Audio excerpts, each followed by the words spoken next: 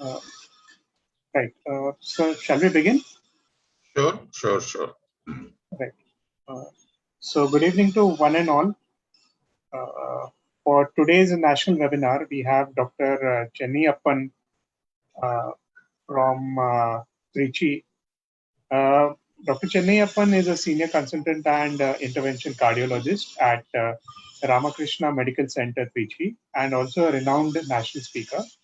So let's welcome Dr. Chenniappan, and with this, I'll hand over the session to you, sir. Thank you.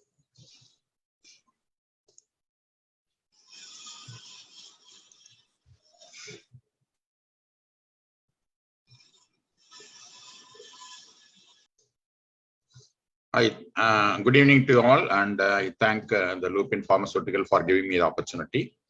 First of all, I am not an interventional cardiologist, so I don't do interventions. So that's why I selected a topic on chronic coronary syndrome. So day in and day out, you hear a lot of lectures about how to use these antiplatelets in acute coronary syndrome. But very rarely we get a topic on how to use antiplatelets in chronic coronary syndrome. And there is a lot of confusion chronically in this subject, because after acute coronary syndrome, how long to get, actually the definition of chronic coronary syndrome itself is a mystery. And subsequently, we do not know how to use antiplatelet drugs in a chronic coronary syndrome. That's why I selected the topic such as antiplatelets, chronic confusion in chronic coronary syndrome. So this is my plan of talk. So I'll give a brief introduction about this talk. Then we understand what is chronic coronary syndrome. Then we understand what are the types of antiplatelets and what is exactly the confusion in chronic coronary syndrome. Then we try to clear your confusion through some evidence, and then we give you summaries and takeaways. First of all, give you some introduction about this topic. The mindset of majority of physicians and cardiologists is to concentrate on management of acute coronary syndrome. So take to the cath lab to do a PCI, put in a stent, multiple stents, and so on. So once the stent is put in, most of the cardiologists feel that their job is over. So there is a lot of confusion about post-ACS care, especially after 3 to 6 months, regarding antiplatelets, whether we have to give a dual antiplatelet or a single antiplatelet, after which time we have to switch on to single antiplatelet. And when you are switching on to either dual antiplatelet or going to continue and dual antiplatelets, or switching on to single antiplatelet, what agent or agents we have to use. There's a lot of confusion in this area. So please remember, the coronary heart disease is not acute coronary syndrome alone. There are other subsets of coronary heart disease without acute coronary syndrome, in which chronic stable angina or patients with a chronic coronary heart disease for many years are getting the same treatment, and they are continued irrespective of the risk. So we don't check what is the risk of this chronic coronary syndrome patient to develop a future ACS or other cardiovascular diseases, whether we have to intensify antithrombotic therapy and so on. They are often considered stable because they don't have myocardial infarction. They have just coronary heart disease with or without angina or a positive treadmill test or basic some ECG changes or echo changes and so on. One must realize that these are the candidates, that within inverted commas, the stable patients are the candidates for future acute coronary syndrome. Not only that, future heart failure, stroke, and peripheral vascular disease. So as a cardiologist or a physician, if in a patient with acute coronary syndrome, or even a patient with chronic coronary syndrome, we try to concentrate on prevention of acute coronary syndrome only. But very important is that we have to prevent other cardiovascular diseases such as heart failure, stroke, and acute limb ischemia or peripheral vascular disease. Most often we ignore that point. So a stable chronic coronary syndrome patient may land up with a disabling stroke and become invalid throughout his life, although we are treating his heart well. So we attempt to throw some light in this area, especially in antiplatelet segment. So that is the purpose of this talk. So now let us understand what is chronic coronary syndrome. So before that, we must understand the pathophysiology of what happens in chronic coronary syndrome and acute coronary syndrome. So every atherosclerotic process which can cause a chronic coronary syndrome or acute coronary syndrome start with an endothelial dysfunction where there is increase in permeability of the endothelium. So this endothelium becomes sticky and it becomes leaky and it has become thicky because of the hypertrophy of smooth muscle cells, and it becomes tiny, it gets vasoconstricted. So endothelial dysfunction in a line can be described as sticky, leaky, thicky, and vasoconstricted. So the macrophages going into the subintimal space as well as the LDL going into the subintimal space will form the foam cell, and subsequently the combination of foam cells will constitute fatty streak and atheroma. So at this point, the patient will be in atheroma. Then what happens is the smooth muscle cells break the intimal medial barrier and comes into the intima and then gets proliferated into the atheroma and converts that atheroma into a plaque.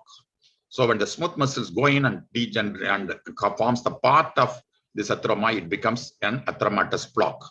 This plaque is going to have a lot of constituents. It will have a smooth muscle cell. It is going to have the lipid core. It will have apopeptic bodies, the cell debris, and also it can have a vasa vasorum, and it is going to be covered by the fibrous cap. So the behavior of this atheromatous plaque decides whether the patient is going to be chronically in coronary heart disease or it is going to have an acute coronary syndrome. If the plaque is growing constantly with a very thick fibrous cap and it is not going to rupture, and mere the protrusion of this atherosclerotic plaque into the lumen, narrowing the lumen, which will result in patients having a chronic coronary syndrome in the form of chronic, so-called chronic stable angina. Here, the patient may be normal at rest because this plaque is going to occlude a portion of the lumen. The patient becomes symptomatic on exercise, eating, or emotion. So this is how this chronically the plaque grows. It becomes a hard plaque, and patient continue to be in chronic stable angina without developing acute coronary syndrome because the plaque may not rupture because it gets calcified and it is covered by a thick fibrous cap. Whereas if the plaque becomes vulnerable to rupture in the form of very large lipid core and also very thin fibrous cap, what happens is even though the plaque may not be significantly occluding the lumen, if it gets ruptured, a fresh thrombus which is formed on the ruptured site or eroded site of the plaque is going to cause an acute coronary syndrome, which can be non-ST elevation MI or ST elevation MI. So this is how the pathology of, very simply to understand how a chronic coronary syndrome and acute coronary syndromes are going to be produced.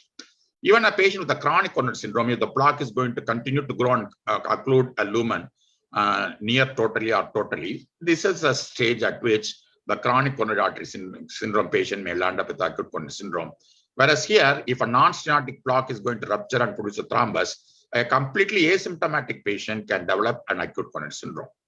Whereas if this plaque is continued to remain stable, the patient will be chronically in stable angina without developing an acute coronary syndrome. So that's what we understand now. A chronically symptomatic patient may not develop acute coronary syndrome because there is a hard plaque which is not rupturing. Whereas a completely asymptomatic patient may develop an acute coronary syndrome because a non-occluding plaque ruptures and produces a fresh thrombus. So this is how we can understand the pathophysiology of acute coronary syndrome and chronic coronary syndrome. Why we have changed the name into a stable CAD or a stable angina into chronic coronary syndrome? Because now we realize that stable coronary heart disease is no longer stable. Because after an episode of acute myocardial infarction, at least 1 in 5 can develop a major acute coronary event in the first year itself, and 1 in 5 may develop an acute major adverse cardiovascular event in the within next 4 years. So 1 in 5 has the danger of developing a major adverse coronary event within 4 years. So no longer they are stable. And most often, even though the patient does not have a myocardial infarction, Let us imagine this patient has got a chronic coronary syndrome as you described. 1 in 8 of these patients who are supposed to have a stable coronary heart disease patient land up with a stroke or a myocardial infarction or an acute limb ischemia and die, or a heart failure and die from other cardiovascular causes within 4 years. So that's why it is no longer a stable coronary heart disease. So that's why the terminology is changed from a stable coronary heart disease to a chronic coronary syndrome. So as far as the chronic coronary syndrome is concerned, so this is the approach or the classification of entire coronary heart disease, which can be acute coronary syndrome, which can be divided into ST elevation ACS because of the acute total occlusion of a major epicardial coronary artery with a red thrombus which is rich in fibrin. So here the patient presents with acute chest pain with ST elevation. Here the treatment of choice is primary PCI thrombolysis. In non-ST elevation ACS, the patient may have unstable angina or non-STEMI due to critical occlusion of the white thrombus which is rich in platelets. That's why you don't thrombolyze these patients who are presenting with ST segment depression or a deep symmetrical T wave inversion. In this type of ECG changes, the troponin is positive, they are called non-STEMI, and troponin is negative, they are called unstable angina. When you come to chronic coronary syndrome, there are 6 types of chronic coronary syndrome. One is a classical stable angina or a dyspnea, so-called stable angina, where the patient will be normal at rest and may develop acute chest pain, discomfort, or dyspnea on exertion. New onset of heart failure due to suspected coronary heart disease is the second group. And third and fourth group is after an acute coronary syndrome. Either stabilized symptoms within 1 year or after 12 months of the initial diagnosis of ACS or initial revascularization for ACS. So these 2 groups come under post-ACS patients. Then patients who can come with suspected vasospastic angina or a microvascular angina, now we call them as MINOCA. So where the problem is in the microvessels and not in the macrovessels. And completely asymptomatic patient, and they may have a positive treadmill test or a positive perfusion imaging or a positive regional wall motion abnormality and so on. So these are the 6 types of chronic coronary syndrome patients we are going to talk about today. So why there is a lot of confusion about the antiplatelet therapy and the treatment of acute chronic coronary syndrome? Please remember, at least for first 30 days, or we can say a maximum of 3 months, your thrombotic risk is going to be very high when compared to the bleeding risk. That's why in acute coronary syndrome, we load them with antiplatelets, oral and parenteral. We give them thrombolysis, we give them intravenous antiplatelet drugs and so on. Because here the thrombotic risk in acute coronary syndrome for a few weeks, the thrombotic risk is very high when compared to the bleeding risk. Of course, after 1 or 2 months, what happens is the thrombotic risk significantly comes down and it almost equalizes the bleeding risk. If at all, the bleeding risk is slightly more than the thrombotic risk. That's why we try to stop our dual antiplatelets after 3 months or 6 months after 1 year. So this is how the chronic coronary syndrome, we take things easy because we always feel the thrombotic risk is less than bleeding risk. So we are afraid of bleeding rather than thrombosis. That's why we take things easy and cut down antiplatelets and so on when the patient is out of the time period of 3 months or 6 months or 12 months. So the basic idea in the treatment of chronic coronary syndrome is going to be the balance between thrombosis and bleeding, which means you have to get less exposure to thrombosis with a less bleeding. So that's what the balancing part of the antiplatelets or antithrombotic therapy in chronic coronary syndrome is going to be very difficult. So that's why the European Society of Cardiology 2019 on chronic coronary syndrome said, we realized that these patients, that is the stable coronary heart disease patients, are only stable in relative terms, but not in absolute terms. This is the kind of patient population that requires additional therapy. This is what I told you. In a patient with a chronic stable angina, we just continue the same drugs again and again till the patient lands up with either acute coronary syndrome or a stroke or a heart failure or a peripheral vascular disease in the form of acute limb ischemia.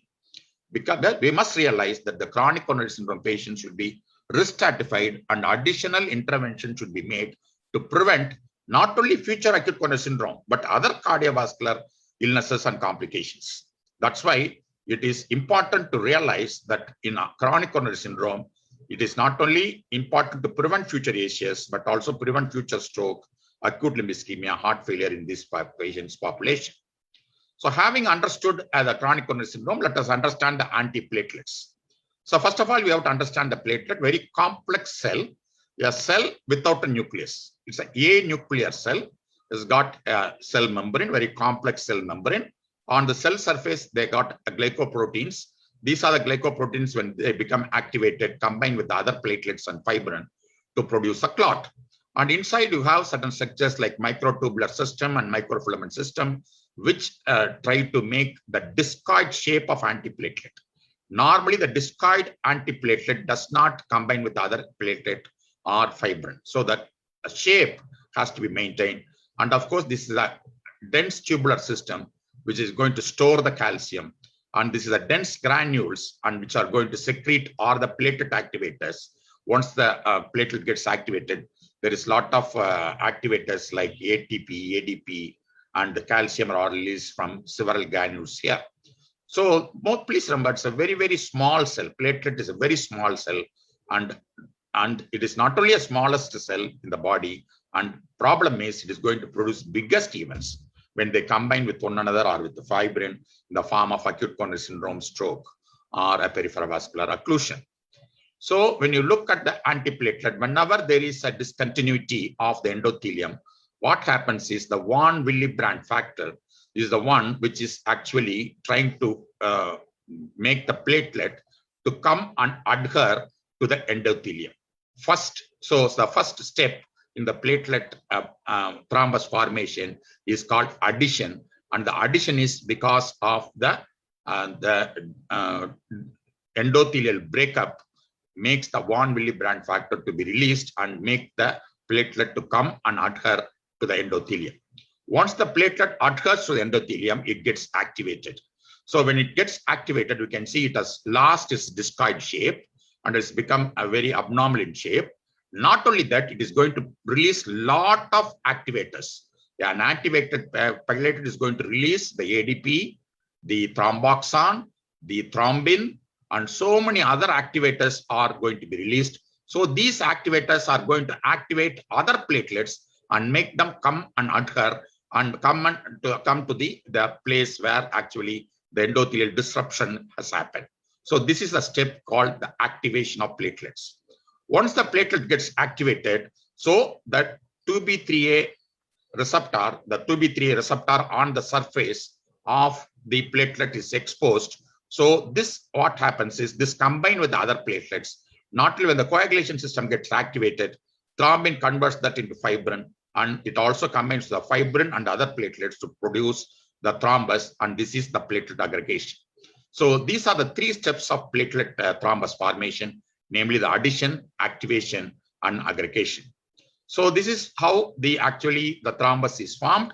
So once you have the endothelial disruption in the form of plaque erosion or the plaque rupture, the von Willebrand receptor combines with that, and the collagen combines the platelet with the endothelial surface with this which get activated. So a lot of activators are produced like thromboxane, serotonin, collagen, thrombin, and ADP, and they make the platelets to expose the 2B3A inhibitors. And these activated platelets are going to further release the platelet activators. So once the platelet get activated and 2B3A is exposed, they not only combine with the other receptors, because of the activation of coagulation system in the other pathway, the thrombin is produced, which is going to not only activate the platelets again, and also it is going to convert the fibrinogen to fibrin. So with the combination of platelets and fibrin, you have the thrombus formation, which produces acute coronary syndrome. So when we want to plate the platelets, so we can plate, when we understood the platelet mechanism, we can block the platelet thrombus by means of three things.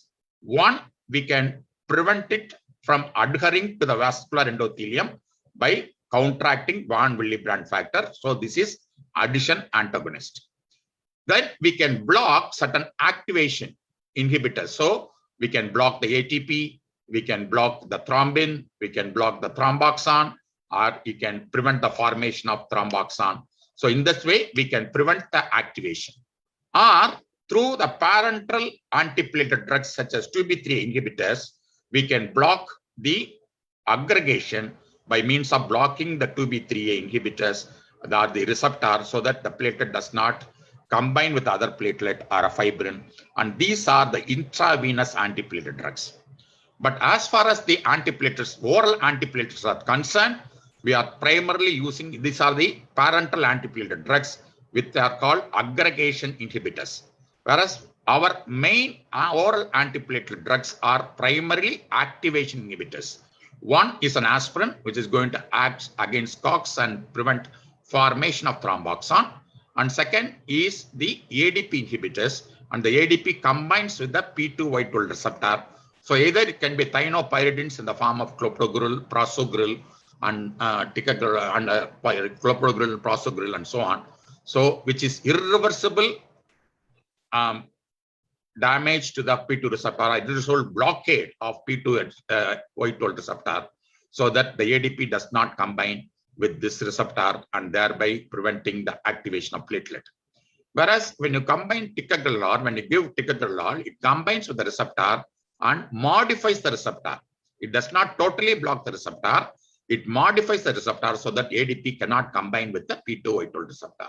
So this is a reversible oral antiplatelet drug. Ticagrelor is a reversible oral antiplatelet drugs. So this is the difference between the P2Y12 receptor antagonists, either reversible or irreversible by thienopyridines.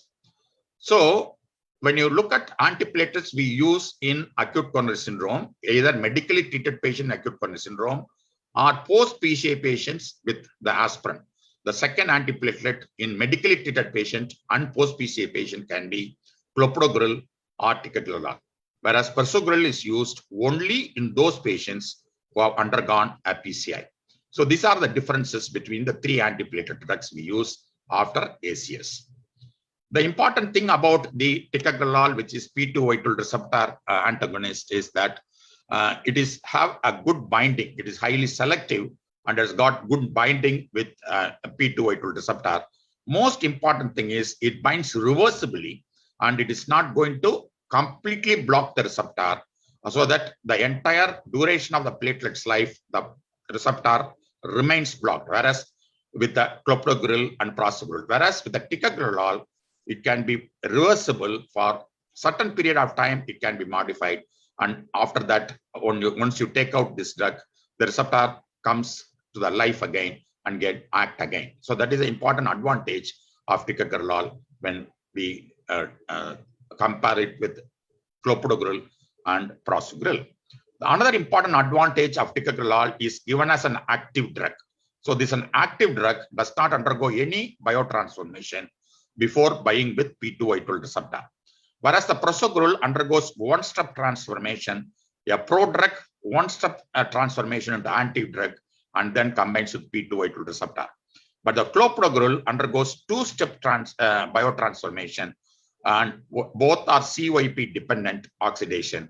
And the most important fact about the clopidogrel is CYP2C19 mutation is the one which causes almost in 1/3 of patients clopidogrel resistance.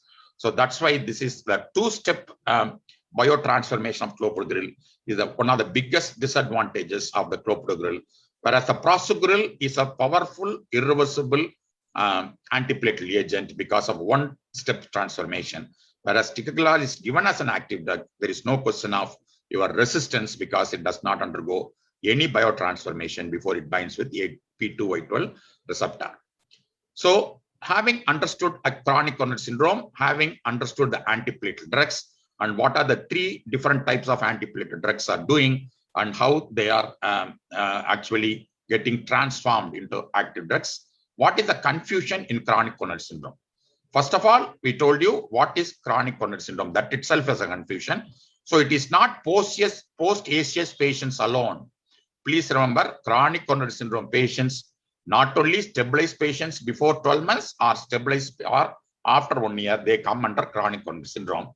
Whereas the other patients, stable angina, heart failure with the coronary heart disease, microvascular angina, or asymptomatic patient with a positive indication for the presence of coronary artery disease, they all come under the chronic coronary syndrome. So in this, very important thing is whether these patients, chronic coronary syndrome, do all they need just a single antiplatelet, or any of these patients are going to need a dual antiplatelet, and how are we going to decide whether this particular CCS patient is going to have going to be given a single antiplatelet or a dual antiplatelet and so on. So that's why in acute coronary syndrome, the post-ACS, they have two scores. One is precise DAPT score and DAPT score. What is the difference? Precise DAPT score is done at the time of coronary stenting to decide whether you are going to give a short duration of dual antiplatelet treatment, 3 to 6 months, or you are going to give standard, which is 12 months, and extended DAPT, which is going to be long DAPT, which means 24 months to 30 months. So that's what this is precise DAPT score is about. During acute coronary syndrome, you have to decide that. But what we are interested in chronic coronary syndrome is after 12 months of you have given, or the 3 months or 6 months. For example, you have decided to give short DAPT or a standard DAPT or a 12 months of long DAPT. After that, you have to decide in which patient you are going to continue the standard DAPT, which is just 12 months, and you are going to convert them into single antiplatelet after 12 months, or you are going to give a long duration of dual antiplatelet drug. So this is to be decided at the end of the DAPT duration decided by the precise DAPT score. Let us say it is around 12 months. After 12 months, you are supposed to do this score, which is available in your Play Store, and you can easily download as a calculation in your smartphone. You can easily do at the bedside. So it all depends upon the variables, depends upon the age, cigarette smoking, diabetes, what is the type of MI at presentation, whether the patient had a PCI, and what is the type of stent, and what is the diameter of the stent, and whether there is a heart failure, and whether you have given the stent to the graft. So all this I've got, each one of them have got different points, and the total points can be -2 to 10 points. So here we can decide if it is equal or more than 2. If the score is equal or more than 2, positive 2, we have to give a long DAPT or extended DAPT, which is around 30 months. Whereas if the score is going to be less than 2, a positive less than 2, we can give the DAPT only for 12 months. So this is one way of deciding whether a patient, when we transferring into acute coronary syndrome to chronic coronary syndrome, whether he will need a dual antiplatelet drug or a single antiplatelet drug. So that's why it is very important to decide the ischemic risk versus the bleeding risk. So when the ischemic risk is high, that more than 12 months DAPT is given by either combining aspirin with a prasugrel in those patients who have undergone a PCI, or aspirin plus ticagrelor of 90 milligram twice daily in those patients either medically treated or the patient have undergone PCI. So in medically treated and PCI patient, you can give aspirin plus ticagrelor, but in those patients who undergone PCI only, it is aspirin plus prasugrel when your ischemic risk is higher than the bleeding risk. Whenever your bleeding risk is more than the ischemic risk, it is only 12 months, only 6 months DAPT, and that 6 months DAPT is also going to be aspirin plus clopidogrel and not these powerful antiplatelet agents. So that's why it is very, very important to decide at the timing of stenting itself, how long you are going to give a DAPT and what type of DAPT you are going to give, depending upon whether your ischemic risk is more or the bleeding risk is more. So what is the confusion regarding DAP in chronic coronary syndrome? So in chronic coronary syndrome, whether dual antiplatelet drugs are indicated, first of all, that is the first question to be answered, because many of our chronic coronary patients are just on aspirin of 150 milligram per day.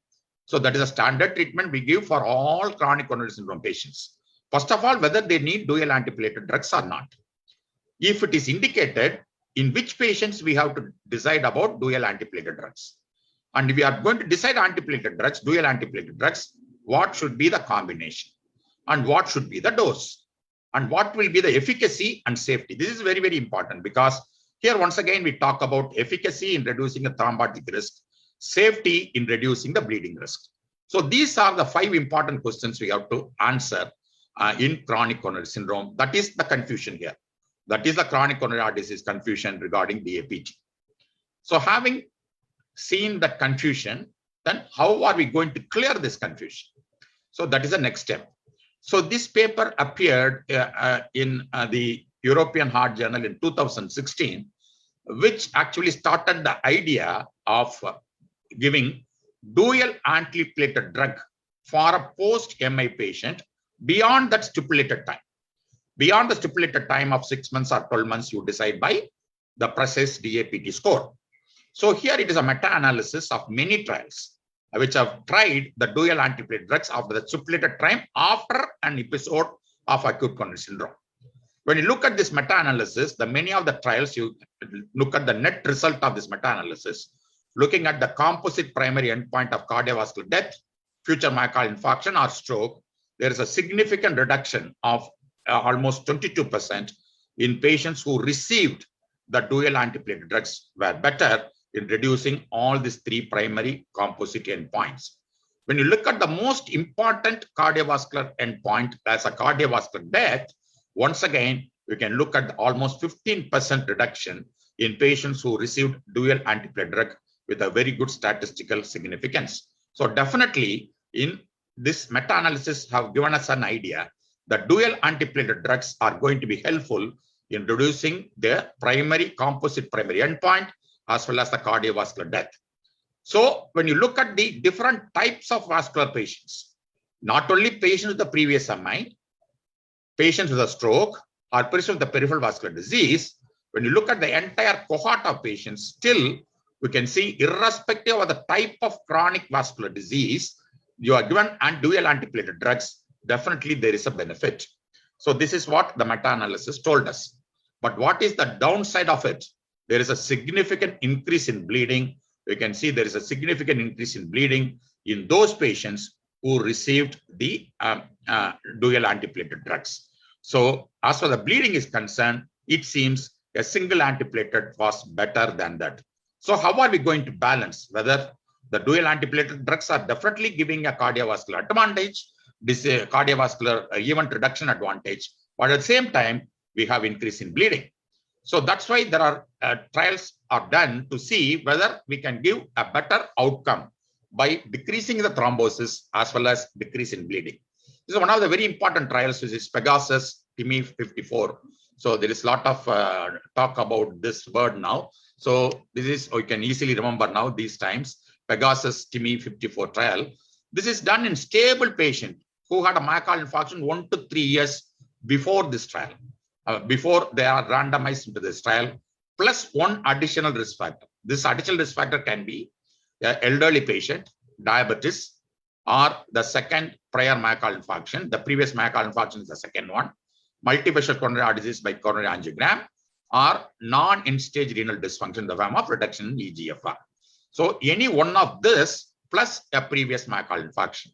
The patients were randomized along with the standard dose of aspirin of 75 to 100 milligram. They were given ticagrelor of 60 milligram twice daily or 90 milligram twice daily, and they are followed up for the primary endpoint of cardiovascular death, myocardial infarction or stroke, and the primary safety endpoints, efficacy endpoint and safety endpoint. And the safety endpoint is TIMI major bleeding. So this is how this trial is done to see whether reduction of the antiplatelet drug dose will give a benefit in the form of reducing thrombotic as well as the bleeding risk. Definitely, it has resulted in significant reduction of the thrombotic risk, as you can see that the composite endpoints of MI, stroke, or the cardiovascular death is significantly reduced irrespective of the almost same reduction in 90 milligram and 60 milligram when compared to the placebo, almost same 84, 15 and 16 actually. So definitely they are efficacious in reducing the primary endpoint of cardiovascular death, MI and stroke. So when you come and see the individual components of the primary endpoint. So primarily, most often a primary endpoint may be driven by only one of the component of the primary endpoint. They will say primary endpoint is reduced, but most often when you look at the primary endpoint reduction may be in the MI, but not in death. But in this trial, all the three primary endpoints, like cardiovascular death, these are the composite. Cardiovascular death is reduced for 60 and 90 milligram. Myocardial infarction is also reduced for 60 and 90 milligram. And stroke is also reduced for 60 and 90 milligram. So all the components of the three components of primary endpoints are reduced, and it's not driven by a non-significant component of the composite endpoint.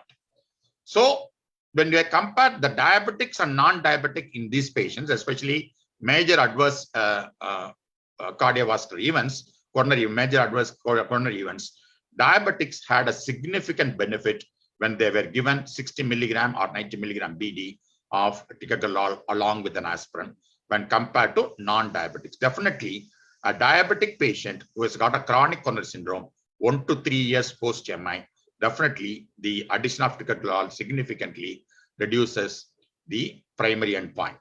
So there is a huge benefit in diabetes as far as the coronary death is concerned.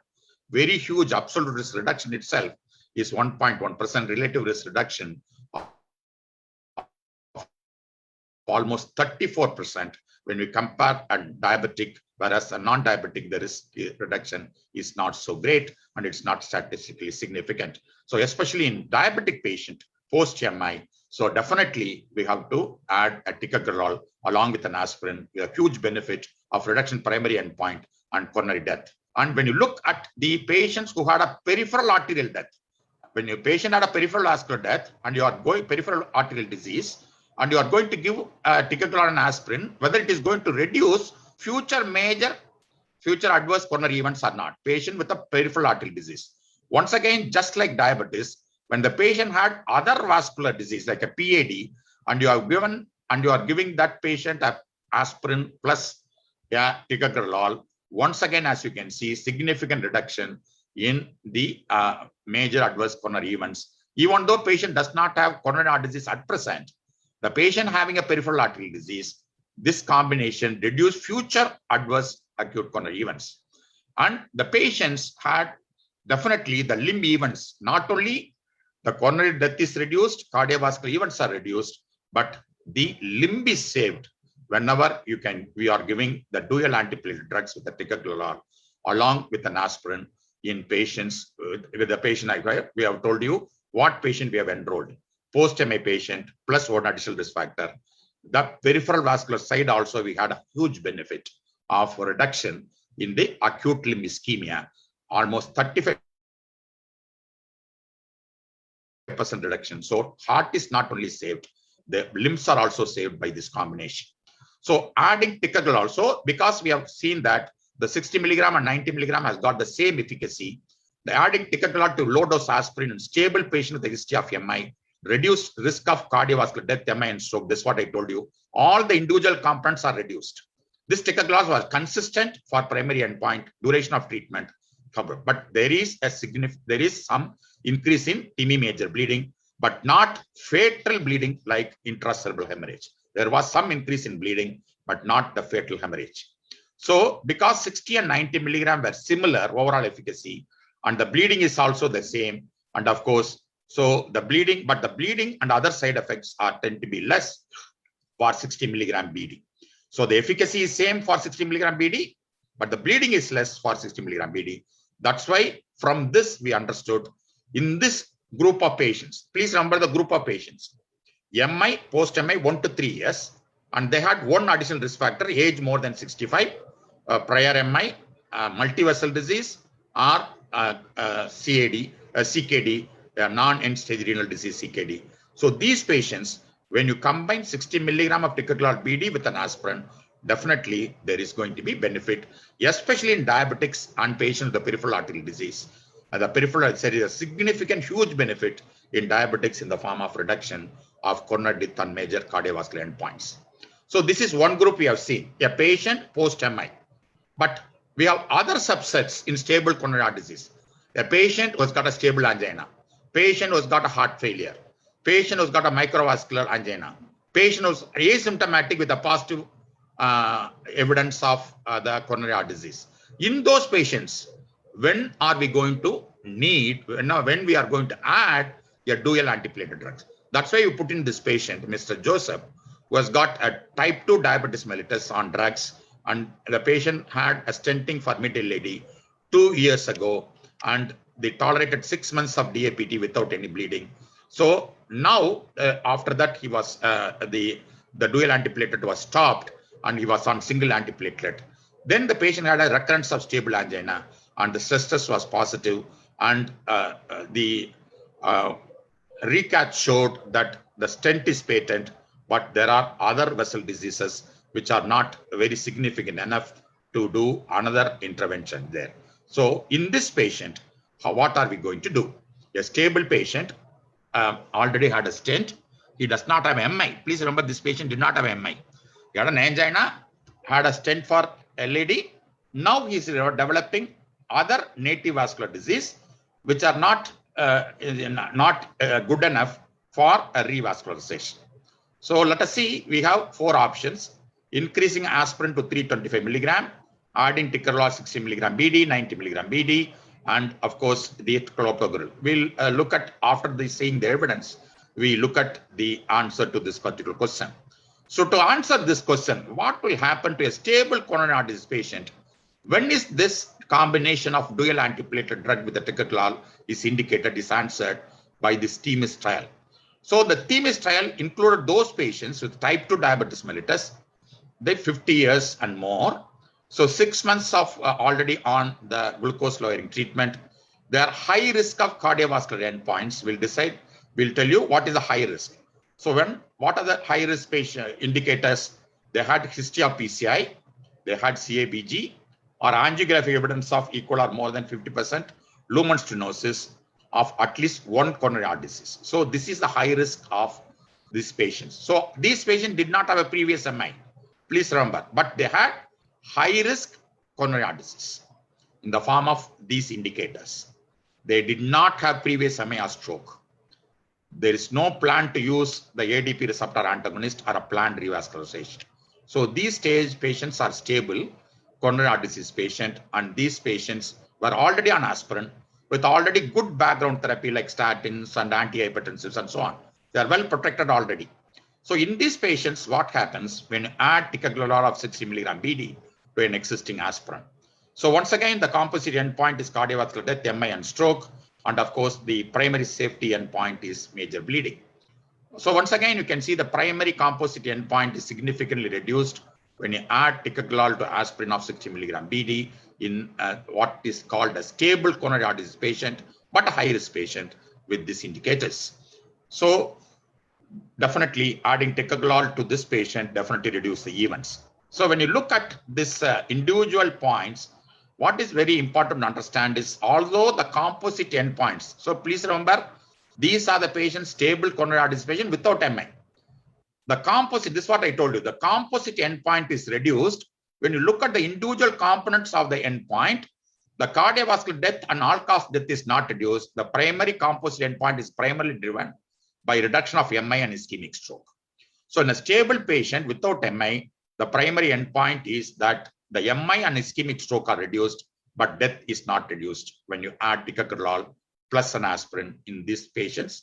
Please remember the patients who are enrolled. So if you want to try this particular therapy, you have to try this particular therapy in those patients who are like the patient included in this trial. So that's why we can see that here. So this is here, the primary endpoint is driven by reduction of MI and stroke. Definitely in this patient, you can prevent MI and stroke by adding ticagrelor with an aspirin. So what happens to the bleeding? Definitely the major bleeding and minor bleeding is increased, but definitely we can see that the fatal bleeding is not increased. The fatal bleeding, just like our Pegasus trial, the major bleeding is not increased. There is some amount of increase in TIMI, major and minor bleeding. But the one important disadvantage of ticagrelor is very important side effect called dyspnea. So many of the patients with the ticagrelor may have a dyspnea because of the adenosine release, which can produce a bronchospasm. So because of this, the discontinuation rate is little higher in patients who receive ticagrelor. So when you give a drug, you may always think about the side effects also. One of the important side effects of ticagrelor is dyspnea. So the discontinuation is little high for patients who receive ticagrelor. And you can see once again, the composite endpoints, as we have told you, is significantly reduced when compared to the placebo. When you add 60 milligram ticagrelor, almost 19% risk reduction with a statistically significant risk reduction for composite endpoint. So this is those patients who had a stable coronary heart disease patient and you have given ticagrelor. What happens when ticagrelor is added to aspirin in patient with the diabetes and stable coronary heart disease and with a history of prior percutaneous intervention is answered by THEMIS PCI trial. This is purely the patients with the diabetes, stable CAD with a stenting. After a stipulated time of dual antiplatelet drug. For example, in these patients, you will give 6 months or 1 month dual antiplatelet drugs after PCI. After that, what is going to happen to these patients? So here, a very important thing which has decided whether that particular patient, this type of patient, after the stipulated time of dual antiplatelet drug, whether you have to extended period of dual antiplatelet is mainly decided by the complexity of your stent implantation or the complexity of your coronary anatomy. So as you can see, the favors the 12 months dual antiplatelet therapy will be favored when you have the number of high risk procedural characteristics. So when you have increase in PCI complexity, such as the when you use a rotablator or a left main stenting and the complex bifurcation lesions and so on, when increasing PCI complexity, definitely needed a long time dual antiplatelet drug. So that's why the one more thing we have to take into account, apart from the high risk feature, is looking at what type of PCI the patient has undergone and whether the complex PCI definitely will need a dual antiplatelet drugs. And of course, how to reduce the bleeding. One of the trials have shown, although there is a lot of controversy regarding omeprazole and clopidogrel a few years back, now adding a PPI definitely reduces the bleeding events in patients with this type of dual antiplatelet combination. So this is one way of reducing the bleeding complications when you want to give the dual antiplatelet drug like ticagrelor 60 milligram BD plus an aspirin. So having cleared the confusion that what type of patients we have to use this DAPT in chronic coronary syndrome, will give you a summary.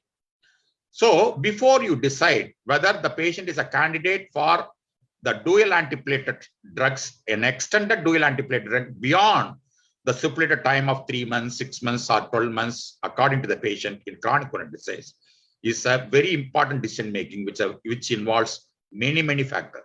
What is the patient's ischemic risk? These are the two important questions. What is the thrombotic risk? What is the bleeding risk? Thrombotic risk is more, definitely. Bleeding risk is more, not.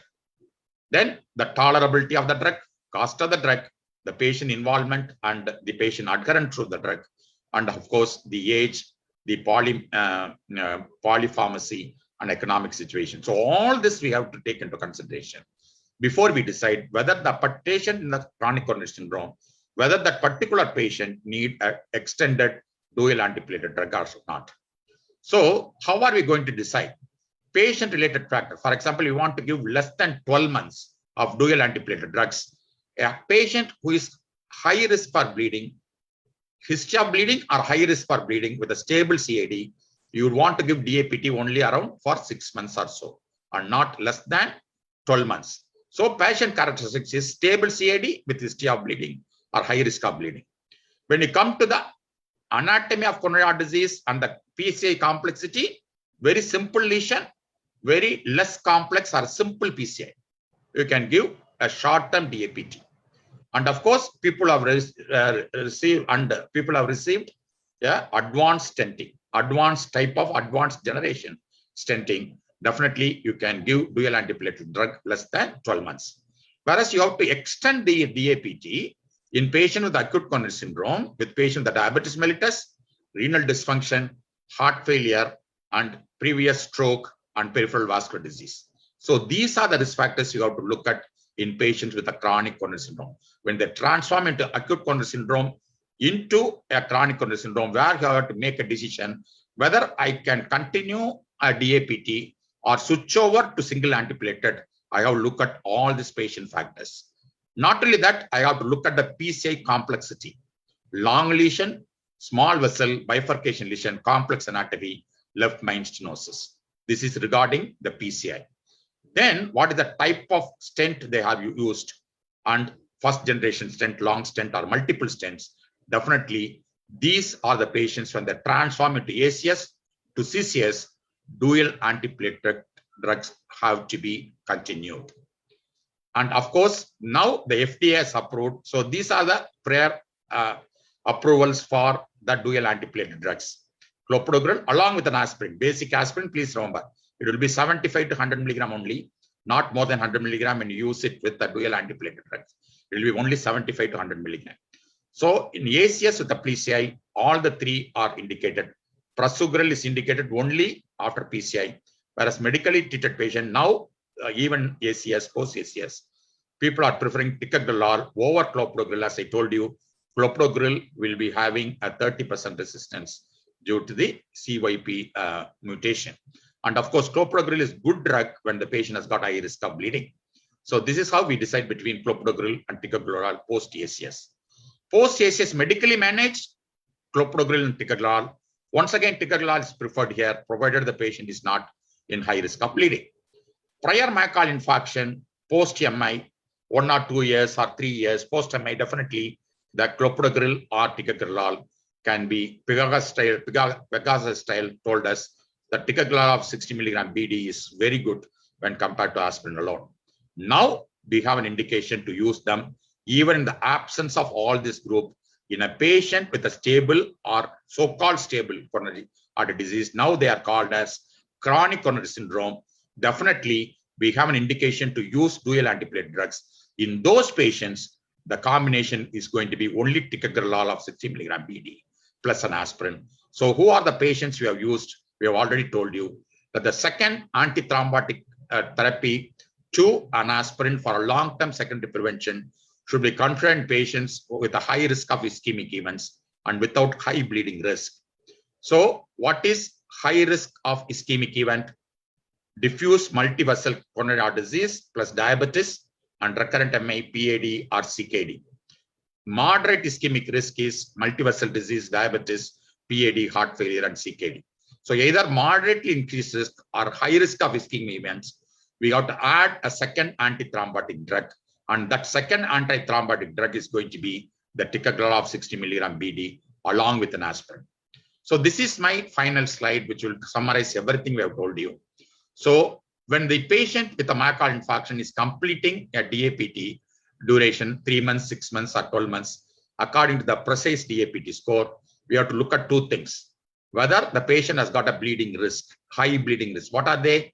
History of previous bleeding, bleeding diathesis, anemia, thrombocytopenia, liver disease, and intracranial abnormality like the AV abnormality, AV malformation, neoplasia, old age, frailty, and use of oral anticoagulation. So these are the patients who are in high bleeding risk. In these patients, any one of them are present, it is going to be a single antiplatelet agent. It is going to be aspirin of 150 milligram per day, or the patient is not going to tolerate aspirin, it will be a clopidogrel of 75 milligram per day. In the absence of this, what we are going to look at in a patient in a CCS or a post-MI will be the additional risk factors. Patient has got polyvascular disease in the form of peripheral artery disease, multivessel coronary artery disease, and we have already told you high markers of high risk ischemic events, heart failure, chronic kidney disease, diabetes, and recurrent MI. So when the patient has got this additional risk factors, if they are present, I think they must be on dual antiplatelet drug. And that dual antiplatelet drug can be the low dose aspirin plus ticagrelor 60 milligram BD. Or in this group, if the patient had a polyvascular problem such as a PAD or a previous stroke or a TIA, or the patient is more prone for stroke. Now, through the COMPASS trial, we have an evidence to say that a dual pathway inhibition is better than DAPT in those patients who got a polyvascular problem, like combination of rivaroxaban 2.5 milligram BD plus an aspirin. Whereas the patient does not have the other vascular problem, it can be DAPT with the ticagrelor plus an aspirin. So the patient does not have a bleeding risk, patient does not have a thrombotic risk, then you can continue single antiplatelet drug with an aspirin and clopidogrel, either 150 milligram aspirin or 75 milligram of clopidogrel. So in this way, you can have a clear-cut idea that how to use antiplatelet drugs whether single or dual, and how we decide about is that the considering the bleeding risk and considering the additional risk factor. So that's why this slide gives you an idea. All chronic coronary disease patients, just like they are having a stable angina, they're stable for 1 or 2 years after MI, or they are having just an angina, now asymptomatic. It is very, very important to realize that we cannot be continuing a single antiplatelet drug, and we keep on monitoring the patients for this additional risk factors, which can produce a future myocardial infarction, future stroke, future heart failure, or a future acute limb ischemia. So when the patient is prone for that, I think we must add either an anticoagulant, depending upon whether the patient has got a polyvascular problem, or an additional ticagrelor of 60 milligram BD to prevent future cardiovascular risk and future muscular event, and also future peripheral vascular disease. So this is the very, very important message I want to give you, because many times in acute coronary syndromes, we have lot of trials and lot of meetings are going on. But as far as the chronic coronary heart disease is concerned, it is very important to realize that we got to prevent in chronic coronary syndrome, as I told you, you have to prevent actually the future ACS, future stroke, future heart failure, and future acute limb ischemia by adding a second antiplatelet drug or a water anticoagulant. So now this patient, we have said, definitely we know that we have to add the ticagrelor of 60 milligram twice daily in this patient, a stable patient with the high risk features. Whether we have answered all these questions, we have put in the confusion regarding DAPT. Are they indicated first of all? Yes, in some group of patients. Indicated in whom? I have high risk thrombotic, low risk of bleeding. This is what I explained in the previous slide. What are the high risk bleeding points? What is the high risk thrombotic points? In those patients, they are definitely indicated. What is the dual antiplatelet drug? Ticagrelor plus aspirin. And what is the dose? 60 milligram BD plus aspirin of 75 milligram. And what is the efficacy and safety? Effective, but high risk of moderate bleeding you may always expect in the form of TIMI bleeding. That's why an addition of PPI can reduce to some extent of bleeding. And another important thing to reduce bleeding, whenever you put the patient on dual antiplatelet, will be keep your blood pressure lower than 130/80. That is a very, very important practical point when the patient on dual antiplatelet drugs to control the blood pressure very, very meticulously so that you will not have the bleeding when you put on these patients on dual antiplatelet drugs.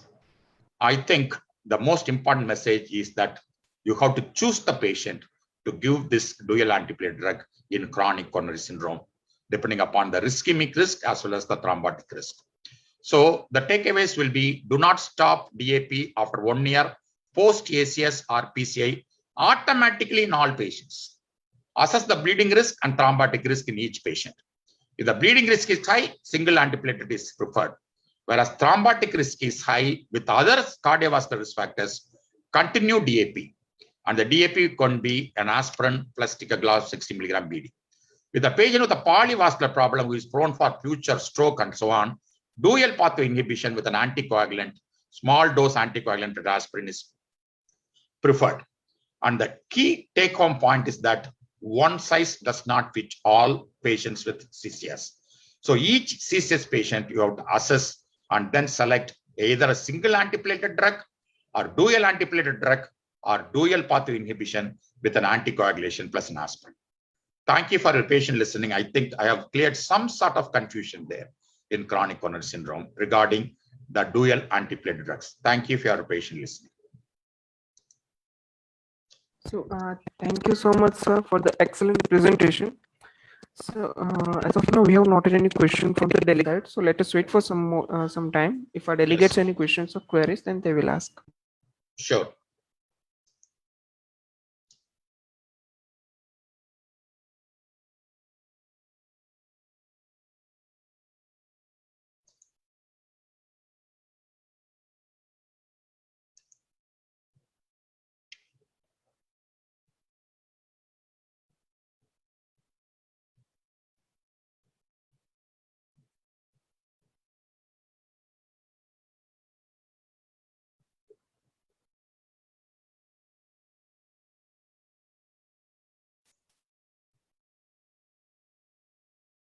I think there are no questions. I think we can close that. So it's almost 5 minutes since the talk is over.